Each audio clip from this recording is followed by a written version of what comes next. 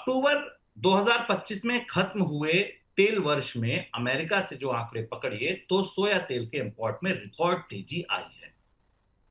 Oil वर्ष 2024-25 में 1.88 lakh ton import हुआ है सोया तेल का अमेरिका से। जब से इससे इससे पहले के अगर आप 2 साल देखेंगे तो कोई इंपोर्ट नहीं हुआ था, और 2 साल पहले जो इंपोर्ट हुआ भी था वो 1.6 लाख टन का हुआ था।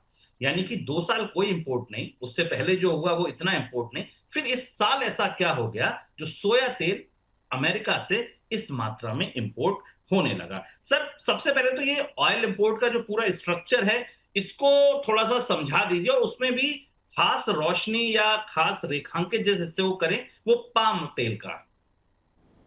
अब भारत के खाद्य तेल बाजार में और आयात में बड़ा बदलाव हो रहा है और बड़े दिलचस्प रोचक बदलाव हो रहे हैं जो देखना जरूरी है। और इसमें एक अमेरिका का भी एंगल है, अमेरिका के साथ जो संधि है उसका भी एक कोण है। भारत के वेजिटेबल आयात में आमतौर पर यह माना जाता था, और ये था भी, आंकड़े भी बताते थे कि भारत का आयात मूलतः पाम तेल का आयात था। लेकिन एक स्ट्रक्चर बदला है पिछले 2 साल में। जो ताजा आंकड़ा हमारे सामने आया है उसमें पाम ऑयल का इंपोर्ट भारत के टोटल वेजिटेबल इंपोर्ट में तेजी से गिरा है, और उसकी जगह जो सॉफ्ट ऑयल्स कहे जाते हैं, जिनको सोयाबीन और सनफ्लावर ऑयल कहा जाता है, उनका हिस्सा बढ़ा है। तो पाम का हिस्सा टोटल इंपोर्ट्स में 56% से घट के 47% पर आ गया।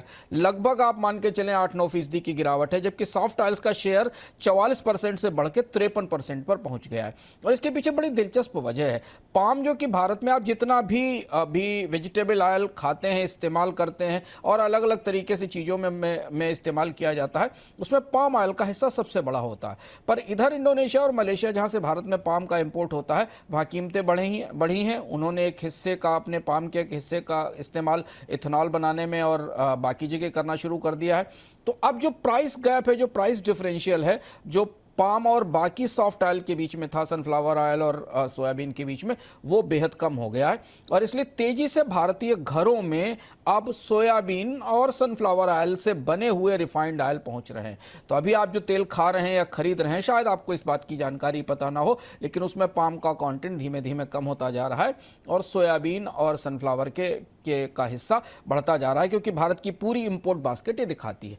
ओवरऑल अगर आप देखें तो भारत का खाद्य तेल इंपोर्ट फ्लैट है, ज़्यादा बड़ी बढ़ोतरी नहीं हुई। पर इसके भीतर की स्थितियों में सोयाबीन के तेल के इंपोर्ट में काफ़ी तेज और काफ़ी बड़ी बढ़ोतरी हमें इन आंकड़ों में दिखाई देती है। तो ये है उस बाजार की तस्वीर जो हमें अब इन तेल आयात के आंकड़ों से मिल रही है।